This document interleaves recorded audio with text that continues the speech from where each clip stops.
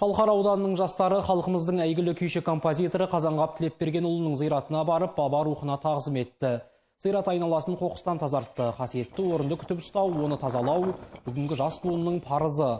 Игі іс-шара қатысушылардың көңілін көтеріп, бірлік пен ынтымақтың нығаюына септігін тигізді. Ал ауыл ақсақалдары жастарға дәуірде бір туатын дәулескер күйшінің өмір жолы мен халық арасында кеңінен таралған жауһар шығармалары жайында айтып берді. Қазақтың әйгілі күйшісі Қазанғап Тілепбергенұлы 1854 жылы қазіргі Ақтөбе облысы Шалқар ауданы Айшуақ елді мекенінде дүниеге келген. Қазанғаптың күйлерін республикаға алғаш насихаттап таратқан, радиодан жеткізген Қазақстанның еңбек сіңірген артисі, осы жерде дүниеге келген төл шәкірті Шәлеке Шайпақов.